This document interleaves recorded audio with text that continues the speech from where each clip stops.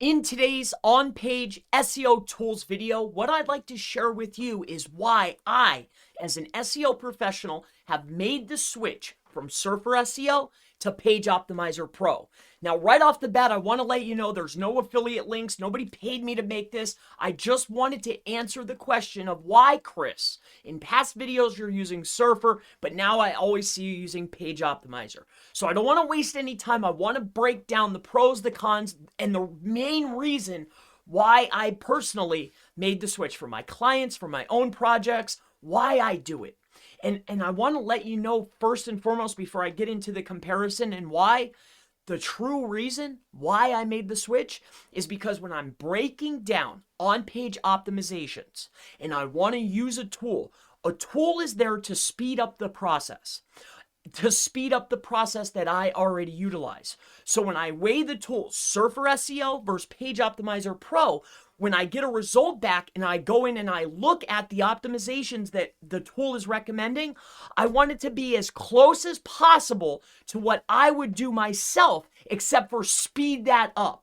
And when I take a look at Surfer SEO and I take a look at Page Optimizer Pro, when I look at the completed contents, which one do I have to make the least amount of modifications to? Page Optimizer Pro works every single time. I choose it each and every time. And for the last year and a half, maybe 2 years now. So that's why we use tools to speed up our process. But I don't want to have to make changes because I'm relying on them to do the math. Because what's important for on-page? In my opinion, it's word count, it's how many headings there are, H tags, and how many of those heading tags have keywords in them. So that takes care of my optimization levels, how many keywords are on the page, how many times, and how many headings are there, and how many headings have the keyword in them. This is optimization. Then on top of that, I need to make sure of LSI terms, right? LSI or NLP, depending on how you look at it, and entities and co-occurring phrases. This is how I become the most relevant. So this is what I'm looking for. And then on top of it, I have to go in there and do schema. I want to make sure I'm matching my schemas and my EAT scores. Like, is there licensing? Is there contact forms? Is there terms of service? Like, what do they have that I don't? And I want to match and mirror the top 10 competitors and get as close to what they're doing, but better. And that's why I made the choice. When I take a look at my content, and I break down everything, which one is as close to what I would do personally, but speeds it up? And that's why I made the change. Page Optimizer Pro for me is a much better choice. So let's take a look at these. I recently had some content done. Now, my content editor has an automated system for Surfer.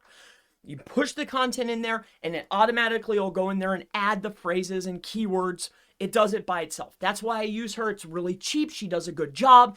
And then I take it over and I make my own personal modifications. And then for validation, I'll throw it through Page Optimizer. That's how I do it. I do it all the time for like every project. Okay. Now, with that being said, let's take a look at this. This is how I get it back. She'll send me a link like this. I get it. I throw it inside of here. There's the URL. You go to the, this is their content editor. And then boom, I have 100%. But when I take it over to Page Optimizer, as you can see here, it's only a 22% optimized. It's the same article, as you can see here, same exact article, top rated. It's literally the same. Source, same thing. Now, yes, Surfer is a lot easier to use and understand at first. But if you know SEO, you can take a look at your to-do list and you can see here, like, okay, meta title, I have to have a keyword. H1, make sure you have one and make sure it has a keyword in it, right? If you know what these terminologies are, like your page structure, it's giving me the structure. Have one H1, okay? Have 15 H2. So now I'm creating my page. I have one H1, 15 H2s, one H3. I don't have any H4s and I don't have any H5s. So 15, 16, I have 17 headings. Here's the page structure. It gives me the page structure. And then it tells me LSI is co-occurring keywords and entity words. This is what makes the page relevant. And then if you need a refresher, you just click on show and it tells me, right? Same goes with the exact keyword. It tells me how many and where to put it and how many times. This is essential. This is how I optimize my pages. But when we take a look over here, and the reason for the difference and why I made the choice is Page Optimizer Pro, this is how I do my on-page. I figure out what the overall mean is, or the average word count is. I figure out how many headings I need. I figure out how many of those headings need to be optimized. And then I also want to add in phrases and keywords that are going to be entity rich and co-occurring keyword rich, or LSI term rich. This way I can have the most relevant content.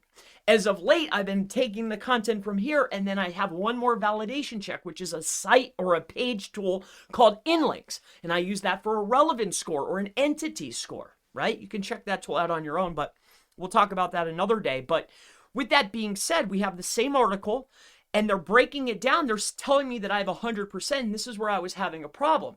I'm getting content back from Surfer. It says 100, I'm posting it, but it's not performing that well. So I'm going back in and I'm looking at this content. I'm like, wait a minute here. There's far too many headings. There's not enough keyword density on the page. There's no co-occurring keywords. Like, it's optimized, but it's not optimized to my specification. It's not how I would do it. But Page Optimizer Pro takes care of this. It's not perfect, but it's closer to what I would personally do. With, on top of it, again, why I made the choice is I'm going in to see what the other competitors have as far as schema. So this tool is going to go out there, scrape all the other competitors and tell me, hey, Chris, the top 10 guys on the front page have this schema, breadcrumbs. They have search results. They have the web page, website. They're listing their service types. I want to make sure that I'm matching and mirroring what the top competitors have. I actually want to match and mirror, but beat and do a little bit better, have a little bit more. And then on top of it, there's Google entities. Again, we talked about that. But more importantly, other than the schema, we also like to have the EAT score. So EAT is the expertise, authority, and trust. So this is, that white paper Google came out with, the Rater's guidelines. This is directly a correlation to that white paper. So we want to make sure, hey, if our competition has a terms of service page, I need a terms of service page. If they have a contact page, I have a contact page. How about an about us? I have an about us. They have their phone number up at the top and at the bottom. I want to do that. They have their license number prominently open and available. I have to do that. So this is EAT. I'm just breaking down a few little minuscule details, but this is EAT. We want to make sure we have expertise, authority, and trust. It breaks down that signal, it takes care of the schema, and it takes care of the on-page how I would do it in a lot of cases. But when we take a look at Surfer, yes, it's way more polished. Yes, it's prettier. Yes, it runs very quickly. Page Optimizers are really kind of slow. It probably needs a UI update, but that has nothing to do with the math that's associated with the tool that's supposed to help me optimize my pages faster to my specification. It's not supposed to take me longer. It's not supposed to make it harder. I shouldn't have to go back. I run it through, I get the tool, and I post it, and I win. That's the goal here. It's supposed to speed up the process, but let's look at this. The optimization score, and we're talking about SEO, the O stands for optimized, not subpar, optimized. So when we look at this, some things that are very, very important that I want to point out is, yes, it takes care of the word count. Great. But a big one where Surfer is missing that I don't like is it's listing the headings. Headings are crucial. How many headings and how many headings are optimized? Right? It says you need 19 headings, but it doesn't tell me which type, okay? For somebody that's using a tool that wants to speed up the process and just know the math, I'd like to see this. So inside of here, you can see that Page Optimizer on the left-hand side is saying, hey, here's your page structure. You need to have one H1, 15 H2s, and one H3. This is telling me 15, 16, 17. This is 19. But the difference is, yes, they're very close, but this one's telling me how to actually structure the site. And as an SEO professional, I know that H1's the strongest, the H2 is the next strongest, and then H3. H4, 5, 6 have almost no weight. So if I was putting big keywords in, I want to get them inside of the H1, H2, and H3. But over here for Surfer, it's not breaking that down. When we come over here to paragraphs, this is good. But I don't feel that this is going to be essential. When we're breaking down our pages, if we structure it properly, right, and we follow a structure guideline, like a Roman numeral outline, generally when you structure your page out, it'll form beautifully. So this is a good feature, but I don't know if it's essential, knowing the amount of paragraphs. That's not as imperative as knowing the heading tags and how many. Along with that, images, we weigh out the images here on Page Optimizer. So this is the big one for optimization is, okay, word counts, heading tags, and then the NLP, right? So NLP is co-occurring keywords, or LSI, and I don't want to confuse anybody. I just want to break down the differences here, okay? So the bottom, or just not to make this too long, the long story short of it is the reason why I made the change is because when I go in to optimize a page, Page Optimizer, the math, how it's calculating, what it's doing is closer to what I would normally do for my clients or myself. Now, this is a good tool that's fast, easy to use, that's good for maybe you're a beginner that's just trying to get a competitive advantage. But for an SEO professional or for someone that wants a truly optimized page, Page Optimizer is clearly a better choice. It's giving you schema, it's giving you the entities, it's giving you page structure, LSI, co-occurring keywords. It gives you an itemized to-do list. Not only that, it's telling me, hey, listen, your H1 needs to have this many variations. Not sure what a variation is? You have to have 5 of them. Here's the list. You pick out 5. If you're in here, the LSI, hey, inside your title tag, you need to have 1 more. What's an LSI? Oh, poof, there it is.